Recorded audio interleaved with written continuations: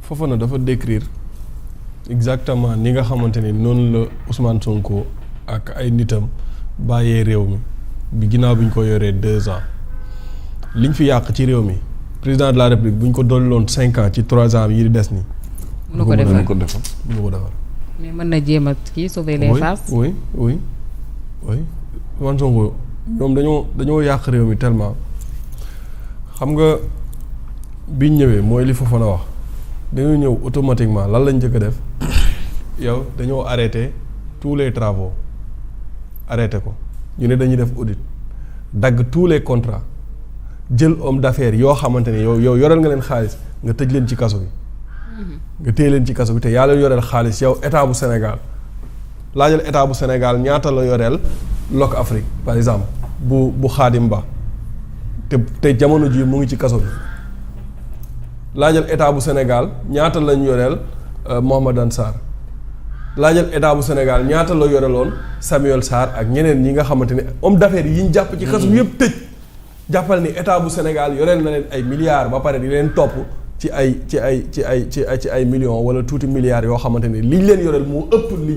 liñ leen di toppee noonu jàpp leen tëj leen ci kaso bi ba pare dagg tous les contrats amul benn service boo xamante ni am nga contrat ak le privé nga nasaxal li nga xamante ni moom mooy le secteur privé léegi ñenn ñi nga xamante ni dese woon nañ tuuti commencé génnee délocaliser seen business di dem feneen léegi yow li nga xamante ni loolu nga jotoon a am sax ci yenn entreprises yi ci yenn sociétés yi gars yi di dem au chômage di évoquer motif économique ñii di tëj ñii di dàq nga toog nga ne yow da ngay def audit pendant 2 ans amoo leen looy def nga génne nga ne yow tu n'étais qu'un simple premier ministre non avant loolu yow nga xëy nga ne administration Sénégal ay faussaires lañu ñoom ñëpp maanaam dañoo leb bor bu bari ba pare nëbb ko Sénégalais yi ñëpp jàpp ci bor bi nëbb ko ñii ay sàcc lañ dañ leen war a traduire yow saay boo yëkkati kàddu Ousmane Sonko saay bu waxaan danaan liñ fekk ci réew mi ni mu yàqoo nguur gi fi nekkoon bor bi ñu jël nëbb ko defuñu ko fi askan wi soxla pour ñu def ko ci seen bopp lañ ko def tout le monde en parlait yow nga xëy rek FMI dagg yow ñu perdre crédibilité 4 ans 2 ans de suite ñu dégradé suñu note plus de 4 fois. munoo am yow sa économie munul dox munoo def dara ñu lay rappeler à l'ordre ngay entêté wu yow nga jàpp ne yow ci li nga nekk yow loolu moo dëgg ngay entêté wu ku wax nga jàpp tëj ci kaso bi Abdou Nguer wax nga jàpp tëj Amine Ndoye wax nga takkal bracelet Bougane wax nga jàpp tëj ku wax ba taxaw sax nga ne yow da ngaa war a voter loi bu leen fàtte ni Ousmane Sonko waxoon na fi loolu de ne dañoo war a voter loi au Sénégal boo xamante ni kuy contester les chiffres dañ la war a jàpp tëj. Ouais. Ousmane ku neex la rek. jël tous les services de l'État est-ce que xam nga ne Ousmane Sonko de 1960 à nos jours maanaam premier ministre bu am doole ni Ousmane Sonko mosul am ci Sénégal. Ouais, c'est un super premier ministre super fort. Ousmane bi mu ñëwee tous les services de l'État daf ko centraliser au niveau de la primature mu am ay conseillers am ay. mais on avait même renforcé la primature un peu avant muy Ousmane am benn mu mel ni maanaam gouvernement bu mu yor biir Ousmane li mu yoroon ci ay chargé de mission mat na 4 fois présidence li ñu am chargé de mission. il avait une cour. léegi yow Ousmane. balaa ngaa ko baal ma dama lay dugalal rek ci li ngay wax nii. mus ngaa gis nit ku ñu dénk maanaam par exemple ma ñëw ci entreprise bi fii Sen TV di wax ba jox ma responsabilité ñi nga boo tëlee responsabilité xam nga lan ngay njëkk a wax. yàlla bu nga voilà liñ ma jox doyul ci ay moyens. dolli leen oto yee doyul. caméra yi ñoo desee leer xanaa xamoo réseau bi li muy suus la sax yooyu rek ngay wax luñ la jox du doy parce que tu es incompétent. léegi nag Ousmane génn nee na moom simple premier ministre la woon bi muy wax affaire dette cachée yi il n'avait pas tous les leviers. mais le mot levier ci ban dictionnaire la ñu génnee signification bi parce que ku nekk ak jamono ji ni nga xamante ni noonu nga nekk di définir levier am na sax benn poste bu ma lire waa ji ne la définition du mot levier dépend du pays dans lequel tu es man nag xaw ma levier France. non mooy levier américain on ne définit pas levier xam nga lu ñu définir. la phrase. Ouais, c'est ce que je me suis dit. La phrase un mot n'a de sens que dans son contexte. La phrase la ñuy définir Ousmane Sonko daf ne bi muy wax loolu bi muy wax affaire dette cachée il n'avait pas tous les leviers il se prononçait en tant que chef de parti. C'est extrêmement grave. En tant que chef de parti. non question bi boo ko indee la signification bi di gën a grave xam nga la question c'était quoi lan la ko waa ji posé est-ce que li ngeen doon wax ci dette cachée démb tey jii regretté woo leen ko ak conséquences yi mu am ci la ne ko ba ma koy wax j'avais pas tous les leviers gars yi bëgg fi indi yeneen i garaaw lu mooy seen yooyu ñuy def. ndoll ci levier. waaw. dette odieuse. non après la femme moo ko relancé. doo ko wax waxu dette odieuse. c'est la femme qui a parlé de mu ne ko yow sax yaa utilisé terme moom. mu ne ko c'est vous qui a utilisé ce terme là. léegi yow dette odieuse Ousmane Sonko fan la mos a utiliser. Parlons de la dette odieuse. mais dette odieuse ak dette cachée sax vraiment je ne vois pas une grande différence. waaw am na nag du benn. am na dette cachée dafa am dette odieuse am même li mu doon wax ci maanaam pour l'annulation de la dette Ousmane Sonko n'a jamais prôné en tant que premier ministre pour l'annulation de la dette africaine il ne l'a jamais prôné. mais loolu sax c'est à travers ci wàllum restructuration boobu mën nga am une annulation d'une partie de la dette.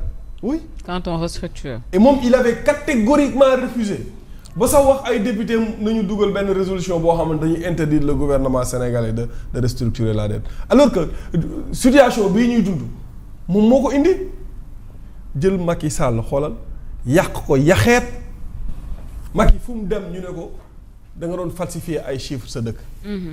Vous vous rendez compte dem na ba Macky Sall sax jël ay avocats am yónnee leen ko. lu ne def nañ ko waa ji ne dette cachée am na mais loolu moo ñu indil situation bii ñuy dund nii alors. mu impacté secteurs yëpp mu impacté secteurs yi léegi su impacté secteurs yi nan ngay def pour résoudre ko problème bii ñuy dund Ousmane Sonko moo ñu ko teg. léegi te amu ci solution. amu ci solution. mais la solution sera très difficile même Mamadou. non ay plan de régression la fi. mais justement ce sera pas demain la veille parce que wax ngeen ko léegi yàqu-yàqu bi dafa sori torop. non pour te dire que gars yi. mënuñu même le plan de redressement bu ñu indi xamuñu sax nuñ ko établir la preuve tu as vu ils n'ont pas eu les résultats escomptés pour le premier trimestre on t'a parlé de combien 53 milliards non pour des gens yoo xamante ni ils avaient un objectif final de quoi de 753 milliards loolu moom mooy 53 milliards boo ko multiplier par les 4 trimestres ñaata la lay jox 200 milliards da ngay toll yow kon am nga écartu 500 et quelques milliards le gap est énorme sur la base de quoi nañ defee ces projections là cela veut dire quoi cela veut dire que seen plan boobu noonu du plan de redressement mais de régression là en réalité parce que toi tu ne règles absolument rien tu as un gap de 500 milliards dans un objectif boo xamante ni pour quelqu'un qui se présente comme voilà man maay messi bi lii bu ma ko defee moom mooy kii donc loolu dalay wan les limites justement de ces gens-là parce que tamit wax ji neex na trop mais mën a yow la yow da ko dàq. ay jëf dafa gën a de it mais Sénégal imaginez-vous madame sur la base de mu sell mi mu jaddit mi ñu élire la non mais quand même sur la base de man damaa set jëluma mais adduna bu fekkee ku nekk da nga set rek ñu jël la nga jiite kon mari day taali c'est l'esprit prôné à cette époque Mamadou je pense que Sénégalais ils ont voté l'esprit prôné moo tax ñu voté à 54% parce que dañ doon prôné en fait ce qui s'est passé c'est des gens qui ont surfé non attends c'est des gens qui ont surfé dans la vie des autres gens non je ne dis pas n'importe dans la vie mais ci ay situation yu daje ci loolu nañ surfé wu rek pour ba falu amul leneen mais defuñu fi wanewuñu fi nii ci seeni parcours nii ci seeni jëf nii ci seeni carrière war a étoffe nit ñi mën nañu yor réew mi tamit dañu waxante dëgg Sonko boo ko doon wax fan la jaar lan ngay wax bac ENA. Après. impôt et domaine. Après. primature. Mais gàtt na de CV bi man sax am naa ay 10 lignes yooyu. non nañ waxante dëgg. gis naa benn booy Pastef mu ne day defar CV Sonko ne lan ENA chef kii nu mu tuddati kii inspecteur des impôts et domaines député. waaw député maire ak primature premier ministre ba pare. ak PAN président quel CV riche. dana ko CV riche na kay di nax boppam. loolu dama koy réew bëgg a di jëm moom mii di ma woo te xam ne ñu ngi yor pour lan la. daa mos a def émission ba kenn ku bokk yor saboté émission. kan di jëm moom. waaw. soo toog la baal jàmbur. xam na ne ñu ngi direct de muy saboté. xamul ko. non xam nga problème xamul na ñëw nga. xam nga problème mu dette intérieure bi na fi. man ci suma sax luñ ci dese lu ñu war a wax. dañ cee wax wax nañ lépp de. man je me rappelle Ndumbelaan sax chaque vendredi Mouhamed Diop da ko doon indi sujet parce que sentiroon na fàttali ko benn jour grand Omar Faye naan ko sujet bi chaque fois nga indi ko mu ne ko dama xam ne moo ñu nar a yóbbu ci guute yàlla xam na ko boobu nee na ay chang fi de xam nga loolu yàgg na. mu ne lii nii damaa sentir ne mu ngi ñuy yóbbu ci guute xaw ma nag Mouhamed Diop mu ngi fàttali ko loolu. bu ñuy nañ traduire gars yi je n'avais pas tous les leviers ci wolof. mooy maanaam dara leerul ma woon bi ma koy wax. waaw aw ma woon benn jumtukaay. aw ma woon benn jumtukaay bu wér. ci li ma war a mën a tax ma tàmbali wax. aw ma woon benn jumtukaay pour wax li ma wax. dama ko wax noonu rek. ajut ngooñ li mu doon wax ajut ngooñ.